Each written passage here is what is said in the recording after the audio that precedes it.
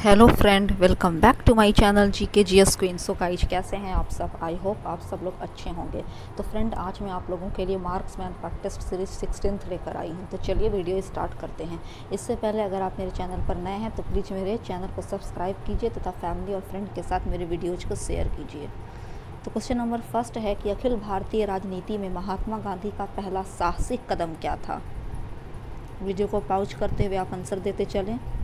It's correct answer is option number B, Rowlatt Satyagraha. अब आपके दिमाग में एक चीज़ खटक रहा होगा कि आखिर महात्मा गांधी ने तो चंपारण आंदोलन सबसे पहले किया था 1917 में बिहार के चंपारण जिले में। तो यहाँ पर आप क्वेश्चन देखिए, क्वेश्चन पूछ रहा है कि आखिर भारतीय राजनीति में, यानी वैसा आंदोलन जो ऑल ओवर इंडिया में चल रहा था। बट ये जो चंपारण आंदोलन था फ्रेंड, ये सिर्फ एक पार्टिकुलर क्षेत्र यानी क्षेत्रीय आंदोलन था। चंपारण आंदोलन वो सिर्फ चंपारण में ही चल रहा था। तिनकठिया प्रणाली, नील की खेती को लेकर। ये तिनकठिया प्रणाली जो नील की खेती यानी इंडिगो की जो खेती से रिलेटेड थी, वो ऑल ओवर इंडिया के किसान इसका विद्रोह नहीं कर रहे थे, सिर्फ पार्टिकुलर चंपारण क्षेत्र के किसान ने इसका विरोध किया था। तो यहाँ पर जो क्वेश्चन पूछा जा रहा है कि ऑल ओवर इंडिया में गांधी जी का जो पहला साहसिक कदम था तो वो क्या था? तो ये तो चंपारण आंदोलन यहीं पर से तो ये समाप्त हो जाता है, चूँकि ये तो एक क्षेत्रीय था, तो इसका तो खैर ऑप्शन ही नहीं बनता है। तो अब बचा असहयोग आंदोलन, रॉलेट सत्याग्रह और दांडी यात्रा। ये तीनों ऑल ओवर इंडिया में व्याप्त थे, तीनों चल रहे थे भारत के अलग अलग कोनों से। तो चलिए अब इसका ईयर जानते हैं, उसके बाद ये डिसाइड करेंगे कि कौन सा इसमें से पहला होगा। तो असहयोग आंदोलन जो हुआ फ्रेंड, वो 1920 ईस्वी में हुआ। आप कॉपी में नोट करते चलिए, 1920 ईस्वी से लेकर असहयोग आंदोलन चला था जो 1922 तक रहा था। रॉलेट सत्याग्रह की बात करें तो रॉलेट सत्याग्रह 1919 ईस्वी में शुरू हुआ और दांडी यात्रा 1930 में। तो अब आप ही बताइए, ये तीनों सीरीज में सबसे पहले कौन स्टार्ट हुआ? तो जाहिर सी बात है 1919 वाला रॉलेट सत्याग्रह। और ये कौन से वायसराय के शासनकाल में भारत में शुरू हुआ था? तो उस समय भारत का जो वायसराय था वो लॉर्ड चेम्सफोर्ड था। आपके नॉलेज के लिए मैं बतला दूं कि रॉलेट सत्याग्रह को काला कानून भी कहा जाता है। क्यों कहा जाता है? क्योंकि इस एक्ट के तहत ना फ्रेंड, अगर कोई भारतीय मतलब जो जनता थी, वे क्रांतिकारी लोग जो थे, भारतीय क्रांतिकारी, वे अगर अंग्रेज के खिलाफ कोई क्रांति करते थे तो बिना उन पर कोई वारंट के यानी बिना उन पर मुकदमा चलाए उन्हें जेल में बंद कर दिया जाता था और प्रताड़ित किया जाता था। तो यही प्रावधान था रॉलेट सत्याग्रह, रॉलेट एक्ट में, और इसी के लिए गांधी जी ने रॉलेट सत्याग्रह शुरू किया 1919 ईस्वी में। तो ऑप्शन बी यहाँ पर सही होगा। Next question number B, Rowlatt Act के विरोध में किसने लगान ना देने का आंदोलन चलाने का सुझाव दिया था? It's correct answer is option number D, Swami Shraddhanand ने। Next third number, the anarchical and revolutionary crime act 1919 को सामान्य बोलचाल में कहा जाता था। Option A is correct, Rowlatt act. Next fourth, कौन सी महत्वपूर्ण घटना जालियांवाला बाग नरसंहार के तुरंत पूर्व घटी थी, यानी उसके जस्ट पहले घटी थी? तो ऑप्शन बी यहाँ पर सही होगा friend, Rowlatt act. Rowlatt act जो बना था उसी के जस्ट बाद जालियांवाला बाग नरसंहार हुआ। अब जालियांवाला बाग हत्याकांड जो हुआ था वो किस दिन हुआ था? तो आप डेट याद कर लीजिए, 13 अप्रैल सन 1919 ईस्वी को। जालियांवाला जो बगीचा था फ्रेंड, वो एक अमृतसर का बगीचा है। यहाँ पर 13 अप्रैल 1919 ईस्वी को जालियांवाला बाग हत्याकांड हुआ था। तो क्वेश्चन नंबर 5 है कि जालियांवाला बाग हत्याकांड कब हुआ? अभी जस्ट मैं आप लोगों को बताई फ्रेंड कि 13 अप्रैल 1919 को हुआ था। तो ऑप्शन सी यहाँ पर सही होगा। नेक्स्ट, जालियांवाला बाग कत्लेआम किस शहर में हुआ था? अमृतसर में। नेक्स्ट 7th नंबर, काफ़ी संख्या में लोग अमृतसर के जालियांवाला बाग में 13 अप्रैल 1919 को एकत्रित हुए थे, किसकी गिरफ्तारी के विरोध में? तो it's correct answer option number D, doctor Saifuddin Kitchlew और डॉक्टर सत्यपाल। ये दोनों को पकड़ लिया कर गिरफ्तार कर लिया गया था और इसी की गिरफ्तारी के विरोध के लिए वहाँ हजारों की संख्या में लोग जमा हुए थे कि इनको छोड़ दिया जाए, इनका गिरफ्तारी नहीं किया जाए। गिरफ्तार मतलब कि किया जा चुका थे डॉक्टर सैफुद्दीन किचलू और डॉक्टर सत्यपाल। तो चलिए क्वेश्चन नंबर 8 है कि जालियांवाला बाग हत्याकांड 1919 में पंजाब में हुए हत्यारों से अपने विरोध के रूप में किस विख्यात व्यक्ति ने ब्रिटिश सरकार द्वारा प्रदान की गई नाइट की उपाधि को वापस लौटा दिया? It's correct answer is option number C. Rabindranath Tagore को ब्रिटिश सरकार ने नाइट की उपाधि दी थी। वे जालियांवाला बाग हत्याकांड 1919 में जो घटित हुई है नरसंहार, तो उसके बाद वे रविंद्रनाथ टैगोर जी क्या करते हैं कि नाइट की उपाधि उन लोगों को वापस लौटा देते हैं। नेक्स्ट, जालियांवाला बाग हत्याकांड के विरोध में वायसराय की कार्यकारिणी परिषद की सदस्यता से किसने इस्तीफा दे दिया था? तो यहाँ पर देखिए इसका option, it's correct answer is option number C, Sankaran Nair ने। नेक्स्ट 10 नंबर, निम्न में से किसके द्वारा जालियांवाला बाग हत्याकांड के विरोध में सर की उपाधि त्यागी गई थी? It's correct answer is option number C, Rabindranath Tagore ने सर की उपाधि भी त्याग दी थी जालियांवाला बाग नरसंहार के बाद। 11 नंबर, हंटर आयोग की नियुक्ति की गई थी। Option B is correct, Jallianwala Bagh हत्याकांड के बाद। अब देखिए, जो मतलब कि जालियांवाला बाग हत्याकांड हुआ तो उसी की जांच करने के लिए ना ब्रिटिश सरकार ने हंटर नामक एक व्यक्ति था, तो उसी की अध्यक्षता में हंटर आयोग गठित किया था। क्या किया था? हंटर आयोग, ताकि वो जालियांवाला बाग हत्याकांड की जांच कर सके। बट इसका परिणाम क्या हुआ कि ये जो हंटर आयोग था इसने जनरल डायर को बेगुनाह साबित कर दिया। तो चलिए क्वेश्चन नंबर 12 देखते हैं कि जनरल डायर का नाम किस घटना से जुड़ा हुआ है? तो it's correct answer is option number D, Jallianwala Bagh हत्याकांड। ये वही जनरल डायर है फ्रेंड जिसने मतलब कि गोली चलाने के आदेश दे दी थी और तकरीबन 1000 लोग, निर्दोष लोग वहाँ पर मारे गए थे। क्वेश्चन नंबर 13 है, जालियांवाला बाग हत्याकांड के लिए जिम्मेदार माइकल ओडायर को निम्न में से किसने मार डाला? It's correct answer is Udham Singh. Udham Singh ने माइकल ओडायर की हत्या की थी इंडिया में नहीं, लंदन में। तो क्वेश्चन नंबर 14 है, उधम सिंह ने लंदन में किसको मारा? तो it's correct answer is option number C, sir Michael O'Dwyer को। नेक्स्ट 15 नंबर, 1919 में जघन्य जालियांवाला बाग हत्याकांड के समय भारत का वायसराय कौन था? It's correct answer is option number A, Lord Chelmsford. उस समय भारत का वायसराय था। और लॉर्ड चेम्सफोर्ड का जो शासनकाल था वो कब से कब तक था? तो आप नोट कीजिए, 1916 ईस्वी से लेकर 1921 ईस्वी तक भारत का वायसराय लॉर्ड चेम्सफोर्ड बना। नेक्स्ट, निम्नलिखित में से किसके कारण सार्वजनिक रोष की लहर उभरी जिसके फलस्वरूप जालियांवाला बाग में ब्रिटिश द्वारा जनसंहार की घटना घटी? It's correct answer is the Rowlatt Act. Option C यहाँ पर सही होगा। अब खिलाफत आंदोलन है तो 17 नंबर है, वर्ष 1919 में अखिल भारतीय खिलाफत सम्मेलन का अध्यक्ष किसे चुना गया? Option A is correct, Mahatma Gandhi को। अब देखिए ये खिलाफत आंदोलन थी क्या?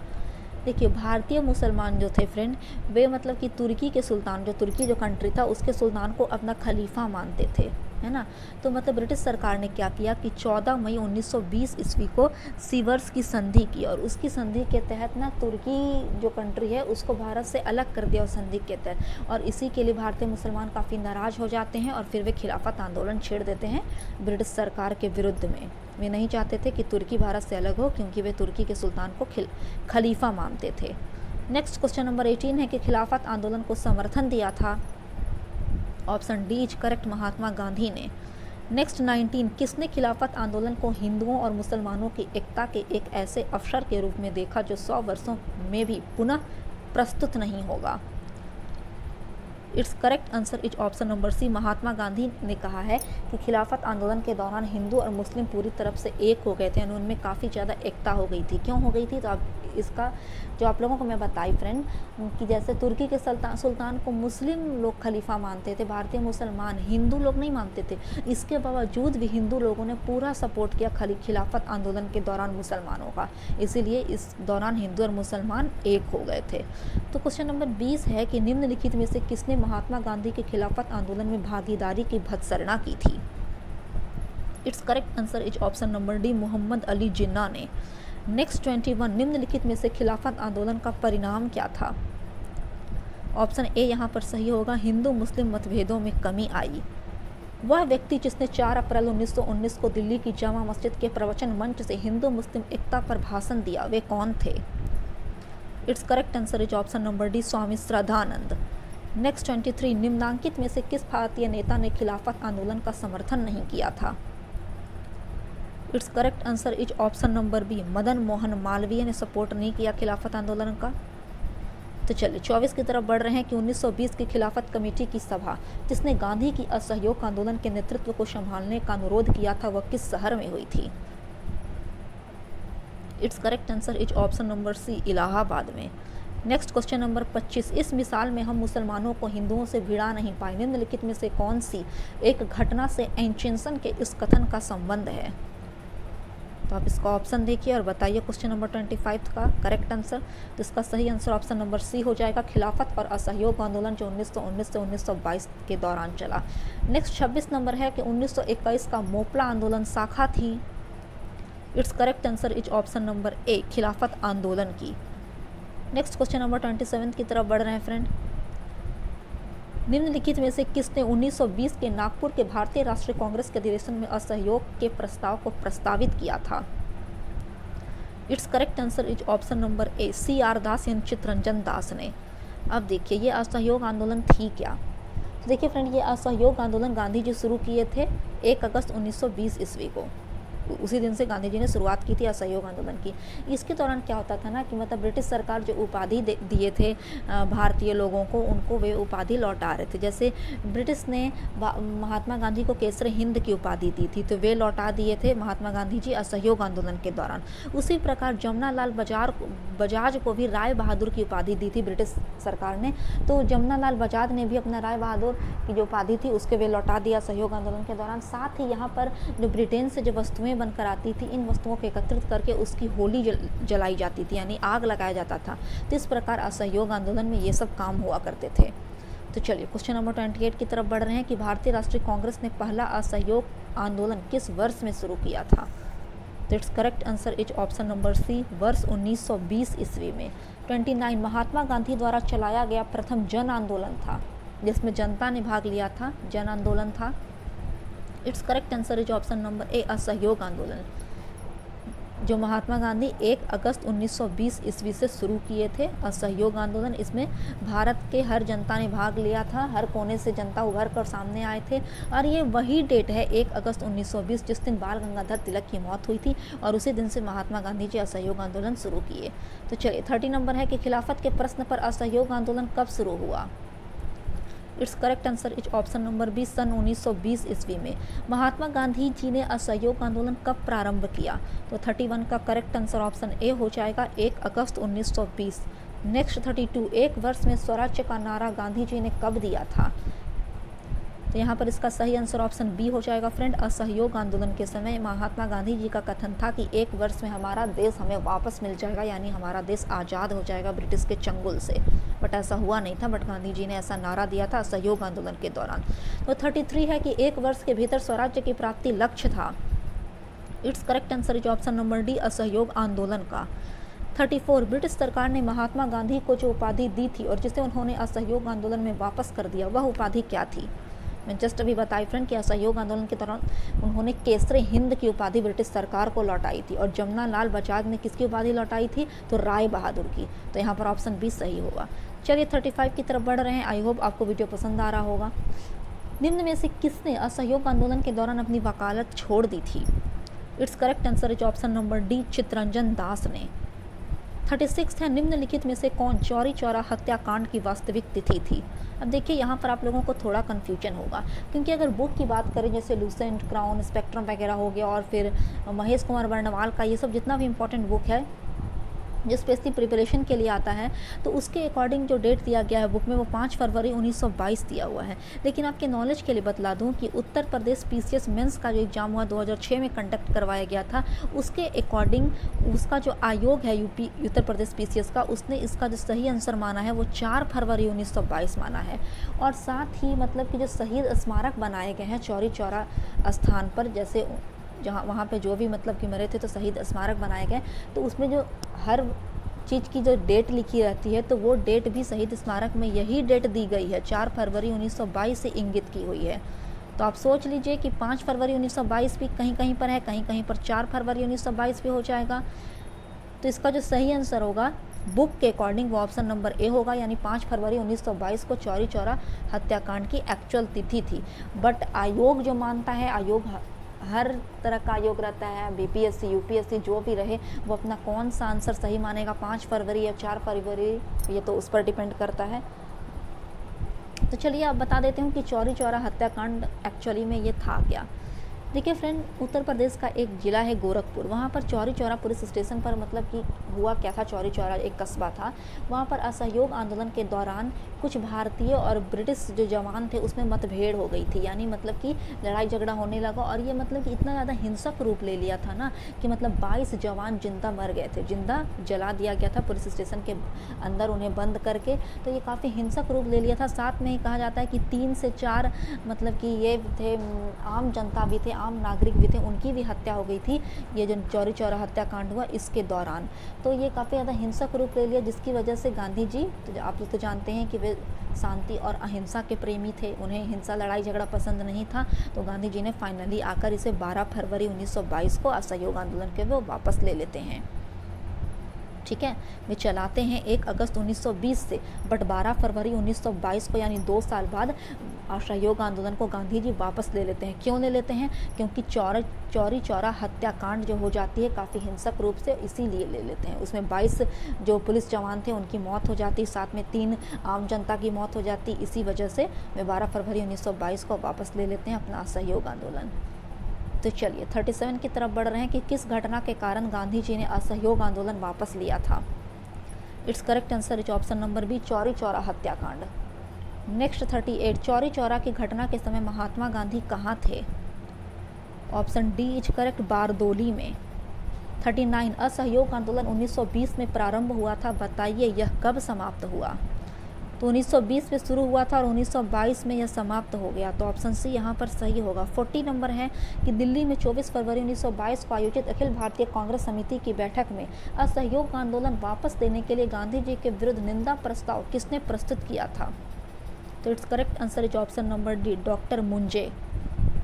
41, असहयोग आंदोलन के दौरान विदेशी वस्त्रों के लिए जलाए जाने पर किसने महात्मा गांधी को लिखा कि यह एक निष्ठुर बर्बादी है? देखिए, मैं आप लोगों को बताई कि असहयोग आंदोलन में जैसे विदेशी वस्तु जो ब्रिटेन से बनकर आती थी, वे सब लोग एकत्रित कर उसकी होली जलाते थे।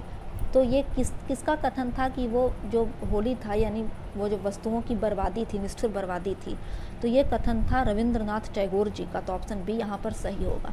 42, 1921 से 1922 के असहयोग आंदोलन का मुख्य प्रतिफल क्या था? It's correct answer is option number ए, यानी हिंदू मुस्लिम एकता। 43, निम्न में से किसने स्वराज्य पार्टी निर्माण के लिए कांग्रेस के अध्यक्ष पद से त्याग पत्र दिया था? It's correct answer is option number A, CR दास। अब आप एक चीज़ देखिए कि जो CR दास यानी चित्तरंजन दास थे, ये मतलब कि जो बिहार का जो स्टेट है एक गया, वहाँ अधिवेशन कर रहे थे सन 1922 ईस्वी में। गया अधिवेशन की इन्होंने अध्यक्षता की थी और उसी दौरान इन्होंने वहाँ से त्यागपत्र दे दिया था। क्यों दिया था? ताकि वो 1923 ईस्वी में स्वराज्य पार्टी का गठन कर सके। तो कांग्रेस से त्यागपत्र किसने दिया था? तो CR दास यानी चित्तरंजन दास ने। नेक्स्ट 44 है कि स्वराज्य पार्टी का गठन की असफलता के बाद हुआ। So it's correct answer is option number ए, असहयोग आंदोलन। नेक्स्ट, स्वराज्य पार्टी को सन स्थापित किया था। It's correct answer is option number C, Chittaranjan Das और मोतीलाल नेहरू, ये दोनों ने मिलकर स्वराज्य पार्टी को 1923 ईस्वी में गठित किया था और इसी गठित की प्रक्रिया में चित्तरंजन दास ने 1922 ईस्वी में कांग्रेस के अध्यक्ष पत्र से त्याग पत्र दिया था। नेक्स्ट 46 कि मोतीलाल नेहरू स्वराज्य दल के नेता थे, निम्न में से कौन दल में नहीं था? It's correct answer is option number D, C Rajagopalachari. Next 47, निम्नलिखित में से कौन देश बंधु के नाम से जाना जाता है? It's correct answer is option number B, Chittaranjan Das को देश बंधु भी कहते हैं और कई एक बार एग्जाम में पूछे गए हैं कि देश बंधु किसे कहा जाता है, तो चित्तरंजन दास को। नेक्स्ट 48, स्वराज्य आम जनता के लिए होना चाहिए, केवल वर्गों के लिए नहीं, के प्रसिद्ध सूत्र की घोषणा की थी। It's correct answer is option number A, CR दास ने। नेक्स्ट 49, कांग्रेसी नेताओं द्वारा मॉन्टेग्यू चेम्सफोर्ड रिपोर्ट की निंदा करने पर कई नरमपंथियों ने पार्टी को छोड़कर निम्न में से कौन सी पार्टी का गठन किया? It's correct answer is option number D, Indian liberal federation का गठन किया था। तो चलिए अब हम लोग 50 की तरफ बढ़ रहे हैं कि सेंट्रल लेजिस्लेटिव असेंबली का प्रथम भारतीय अध्यक्ष यानी स्पीकर कौन था? ऑप्शन देखिए और फिर आप आंसर दीजिए। So it's correct answer is option number B, Vithalbhai J Patel. 51 वे राष्ट्रीय नेता कौन थे जो 1925 ईस्वी में सेंट्रल लेजिस्लेटिव असेंबली के अध्यक्ष निर्वाचित हुए थे? It's correct answer is option number D, Vitthal भाई पटेल। 52 साइमन कमीशन भारत किस वर्ष आया था? ऑप्शन बी इज करेक्ट 1928 ईस्वी में। देखिए फ्रेंड, साइमन कमीशन गठित हुआ था 1927 में, बट वो एक साल बाद यानी 1928 में हमारा इंडिया आता है। और इसका गठन जॉन साइमन नामक एक व्यक्ति ने किया था और उसने खुद के ही नाम का टाइटल यानी साइमन से ही इसका नाम साइमन कमीशन रख दिया। साइमन कमीशन के जो टोटल सदस्य थे वो सब के सब अंग्रेज थे, एक भी इंडियन नहीं था, इसलिए इसे श्वेत कमीशन या फिर वाइट कमीशन कहा गया। और यही वजह थी कि मतलब कि भारत के लोग इस साइमन कमीशन की पूरी तरह से बहिष्कार कर रहे थे, चूंकि एक भी इसमें भारतीय सदस्य नहीं थे। तो 53 नंबर है कि साइमन आयोग नियुक्त किया गया था। तो it's correct answer is option number B, 8 नवंबर 1927 को साइमन कमीशन नियुक्त कब हुआ? तो 8 नवंबर 1927 को, और एक साल बाद यानी 1928 में वह भारत आया। तो चलिए 54 है कि 1928 ईस्वी में साइमन कमीशन भारत में किस उद्देश्य से आया था? तो it's correct answer is option number ए, प्रशासनिक सुधार पर विचार करने के लिए। नेक्स्ट, भारतीयों ने साइमन कमीशन का बहिष्कार किया था क्योंकि मैं जस्ट अभी आपको बताई फ्रेंड, चूँकि इसके एक भी सदस्य जो थे वो इंडियन नहीं थे, सब के सब ब्रिटिश थे। तो 55 का सही आंसर ऑप्शन नंबर सी हो जाएगा, इसका कोई सदस्य भारतीय नहीं था। 56 लाला लाजपत राय घायल हुए थे। It's correct answer is option number A, Simon commission के विरोध में हुए लाठीचार्ज में। अब देखिए, लाला लाजपत राय ना साइमन कमीशन का विरोध कर रहे थे 30 अक्टूबर 1928 ईस्वी को, और उसी दौरान उन पर ब्रिटिश ने बहुत बेरहम तरह उनको पीटा था लाठी से, जिसकी वजह से कुछ दिन बाद उनकी मृत्यु भी हो गई थी। तो यहाँ पर ऑप्शन ए सही होगा। तो चलिए 57 पढ़ रहे हैं कि पंजाब केसरी की उपाधि किसको दी गई थी? It's correct answer is option number C, Lala Lajpat Rai को। नेक्स्ट, नेहरू रिपोर्ट तैयार की थी, ऑप्शन ए यहाँ पर सही होगा, मोतीलाल नेहरू ने नेहरू रिपोर्ट तैयार की थी सन 1928 ईस्वी में। 59 कांग्रेस दल की उग्र शाखा ने, जिसके एक प्रमुख नेता पंडित जवाहरलाल नेहरू थे, इंडिपेंडेंस फॉर इंडिया लीग की स्थापना की। वह लीग किसके विरोध में स्थापित हुई थी? It's correct answer is option number C, Nehru report के विरोध में। 60 नंबर, 1921 में अहमदाबाद अधिवेशन में निम्नलिखित नेताओं में से किसने संपूर्ण स्वराज्य को कांग्रेस का लक्ष्य मानने का प्रस्ताव रखा? It's correct answer is option number B, Hasrat Mohani ने। 61 कांग्रेस ने कब पहली बार भारत की स्वतंत्रता का प्रस्ताव पारित किया? It's correct answer is option number ए, 1929 में, जब कांग्रेस का लाहौर अधिवेशन हुआ 1929 में, जिसके अध्यक्ष पंडित जवाहरलाल नेहरू थे। तो वहीं पर से कांग्रेस ने ब्रिटिश सरकार के समक्ष पूर्ण स्वराज्य यानी पूरा इंडिया मांगने का प्रस्ताव रखा था। अब पंडित जवाहरलाल नेहरू क्या किए कि रावी नदी के तट पर आधी रात को तिरंगा झंडा फहराए। 31 दिसंबर 1929 की वो रात थी, है ना। तो पंडित जवाहरलाल नेहरू ने 31 दिसंबर 1929 को रावी नदी के तट पर तिरंगा झंडा फहराए थे वो। तो चलिए 62 नंबर है कि पूर्ण स्वराज्य का प्रस्ताव लाहौर कांग्रेस में पारित किया गया था किस वर्ष में? तो it's correct answer is option number B, वर्ष 1929 में। 63 निम्नलिखित में से किस एक ने भारतीय राष्ट्रीय कांग्रेस के उस अधिवेशन की अध्यक्षता की थी जिसमें पूर्ण स्वराज्य का प्रस्ताव पारित हुआ था? It's correct answer is option number B, Pandit Jawaharlal Nehru. Next 64 की तरफ बढ़ रहे हैं फ्रेंड कि कांग्रेस के 1929 के लाहौर अधिवेशन में कांग्रेस का लक्ष्य पूर्ण स्वराज्य किसके द्वारा घोषित किया गया? ऑप्शन सी यहाँ पर सही होगा, पंडित जवाहरलाल नेहरू। 65 नंबर के 31 दिसंबर 1929 को अर्धरात्रि में भारतीय राष्ट्र ध्वज को किसने फहराया था? It's correct answer is option number D, Pandit Jawaharlal Nehru ने। मैं अभी आपको बताई कि 31 दिसंबर 1929 की वो ठंडे की रात्रि थी जिस समय रावी नदी के तट पर पंडित जवाहरलाल नेहरू ने तिरंगा झंडा फहराया था। तो चलिए 66 की तरफ बढ़ रहे हैं कि निम्नलिखित भारतीय राष्ट्रीय कांग्रेस के अधिवेशनों में से किसमें कांग्रेस का लक्ष्य पूर्ण स्वराज्य घोषित किया गया? It's correct answer is option number ए, लाहौर में। देखिए आपका जो अगर आपका कंसेप्ट अच्छी तरह से क्लियर रहेगा तो क्वेश्चन को कितना भी घुमाएं आप उसका सही आंसर चुन ही लोगे। आप देख सकते हैं कि एक ही क्वेश्चन को अलग अलग तरीके से पूछा गया है। तो आप कॉन्सेप्ट को क्लियर कीजिए आंसर आपको अपने आप ही पता चल जाएगा। तो 67 है कि भारतीय राष्ट्रीय कांग्रेस के लाहौर अधिवेशन 1929 के अध्यक्ष कौन थे। देखिए फिर से एक ही चीज़ आ गया। इट्स करेक्ट आंसर जो option number B, Pandit Jawaharlal Nehru. 68 किस कांग्रेस सत्र में कार्यकारी कमेटी को सविनय अवज्ञा आंदोलन प्रारंभ करने का अधिकार दिया गया था। It's correct answer is option number B, Lahore सत्र में। 69 दांडी यात्रा के साथ निम्नलिखित में से क्या प्रारंभ हुआ।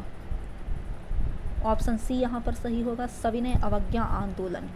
70 नंबर सविनय अवज्ञा आंदोलन के रूप में गांधी जी ने दांडी मार्च प्रारंभ किया था।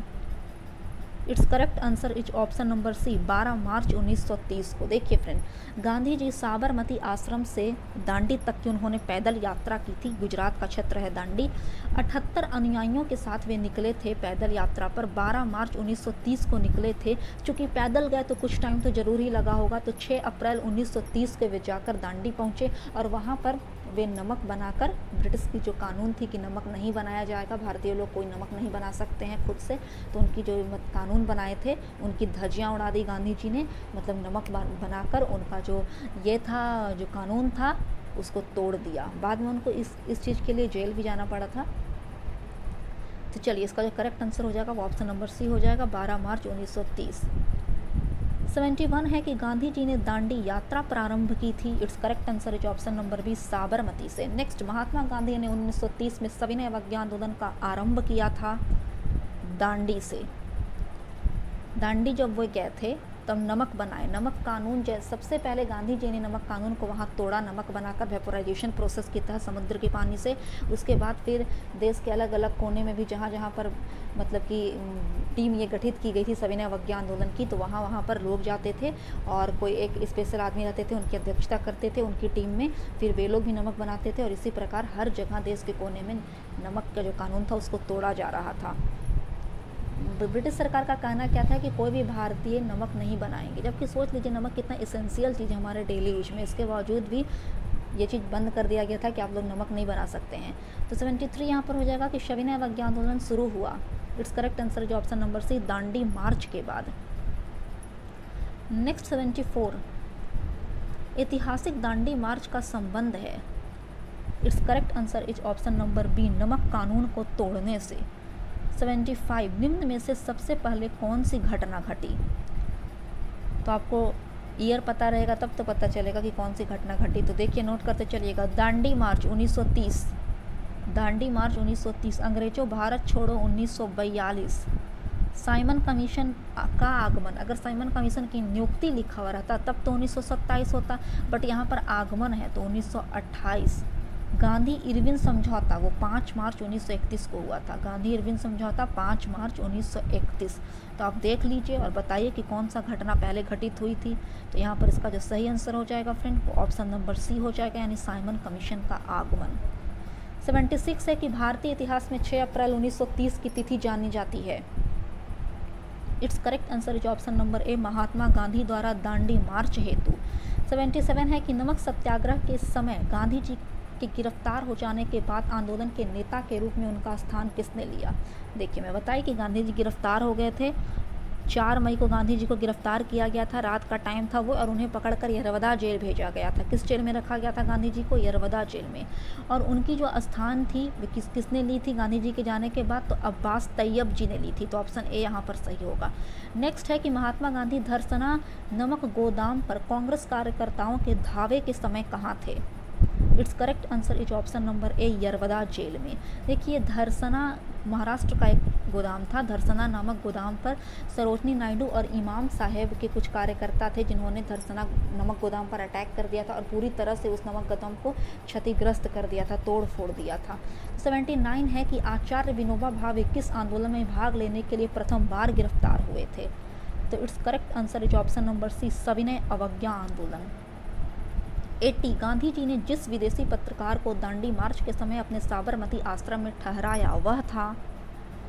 It's correct answer is option number B, Webb Miller. 81 लाल कुर्ती दल संगठित किया गया था। ऑप्शन सी यहाँ पर सही होगा फ्रेंड, अंग्रेजों को निकालने के लिए लाल कुर्ती दल। 82 है कि गढ़वाल रेजिमेंट के सैनिकों ने प्रदर्शनकारियों पर गोली चलाने से इनकार कर दिया था। ऑप्शन सी इज करेक्ट, सविनय अवज्ञा आंदोलन में। चलिए 83 की तरफ आ जाते हैं हम लोग। लाल कुर्ती आंदोलन के नेता थे, option B is correct, Khan Abdul Ghaffar Khan. Next 84, सन 1930 में अंग्रेज सरकार के विरुद्ध प्रसिद्ध पेशावर कांड का नायक कौन था? It's correct answer is option number C, Veer Chandra Singh Garhwali. 85 है, जिया तरंग आंदोलन कहाँ प्रारंभ हुआ था? It's correct answer is option number C, Manipur में। नेक्स्ट 86, बेगूसराय के चौकीदारी टैक्स के विरुद्ध आंदोलन एक हिस्सा था। It's correct answer is option number B, सविनय अवज्ञा आंदोलन। नेक्स्ट 87, सविनय अवज्ञा आंदोलन की असफलता के बाद गांधी जी ने महत्व दिया, ऑप्शन ए इज करेक्ट, रचनात्मक कार्यक्रम को। 88, प्रभावती देवी किस क्षेत्र की स्वतंत्रता संग्राम सेनानी थी? तो वो हमारा जो बिहार स्टेट की जो कैपिटल है पटना, वहाँ की स्वतंत्रता सेनानी थी प्रभावती देवी। नेक्स्ट 89, गांधी इरविन समझौते पर हस्ताक्षर हुए। It's correct answer is option number ए, 5 मार्च 1931 को 5 मार्च 1931 को गांधी और इरविन के बीच एक समझौता हुआ था, और गांधी इरविन समझौते का दूसरा नाम दिल्ली समझौता भी है फ्रेंड, तो आप कंफ्यूज मत कीजिएगा। दिल्ली समझौता पर या गांधी इरविन समझौता पर कब हस्ताक्षर हुआ? तो 5 मार्च 1931 में। और मतलब इसके तहत कहा गया था गांधी जी जो दूसरा गोलमेज सम्मेलन जो लंदन में आयोजित होने वाला था उसमें भाग लेने के लिए गांधी जी तैयार हो गए थे कि मैं जाऊँगा द्वितीय गोलमेज सम्मेलन में भाग लेने। और वो सबसे बड़ा इसका अचीवमेंट रहा गांधी इरविन समझौता का, वो ये था कि ब्रिटिश सरकार मान गए कि आप लोग भारतीय लोग नमक बना सकते हैं। तो चलिए 90 नंबर है कि 5 मार्च 1931 को निम्न में से कौन समझौता हुआ? So it's correct answer is option number C, Irwin Gandhi समझौता। 91, निम्नलिखित में से किसका स्थगन गांधी इरविन समझौते में किया जाना प्रस्तावित था? ऑप्शन डी इज करेक्ट, सविनय अवज्ञा आंदोलन। नेक्स्ट 92, गांधी इरविन समझौते के हस्ताक्षरित होने में किसने महत्वपूर्ण भूमिका निभाई थी? It's correct answer is option number C, Tej Bahadur Sapru ने। नेक्स्ट 93 की तरफ बढ़ रहे हैं फ्रेंड। निम्नलिखित व्यक्तियों में से किसने इरविन तथा गांधी को दो महात्मा कहा था? तो सरोजिनी नायडू ने महात्मा गांधी और इरविन दोनों को महात्मा की संज्ञा दी थी। तो चलिए 94 है कि निम्नलिखित में से किसने भारतीय राष्ट्रीय कांग्रेस के कराची अधिवेशन का सभापतित्व किया था? तो it's correct answer is option number D, Sardar Vallabh Bhai Patel ने भारतीय राष्ट्रीय कांग्रेस का कराची अधिवेशन किया, और वो कब किए थे? तो सन 1931 ईस्वी में। नेक्स्ट 95, 1931 में भारतीय राष्ट्रीय कांग्रेस के कराची अधिवेशन के लिए जिसकी अध्यक्षता सरदार वल्लभ भाई पटेल कर रहे थे, किसने मूल अधिकारों तथा आर्थिक कार्यक्रम पर संकल्प प्रारूपित किया था? ऑप्शन देखिए और बताइए 95 का answer. It's correct answer is option number B, Pandit Jawaharlal Nehru. Next 96, यहाँ से गोलमेज सम्मेलन आ रहा था। आपके नॉलेज के लिए बता दूं कि इतिहास में कुल 3 बार गोलमेज सम्मेलन आयोजित किया गया था लंदन में, प्रथम, द्वितीय और तृतीय। तो 96 नंबर है कि निम्नलिखित में से किस भारतीय नेता ने लंदन में प्रथम गोलमेज सम्मेलन में भाग लिया था? तो अब देखिए प्रथम गोलमेज सम्मेलन हुआ कब से कब तक था, आप नोट करते चलिए नोटबुक में। ये हुआ 12 नवंबर 1930 से 19 जनवरी 1931 तक।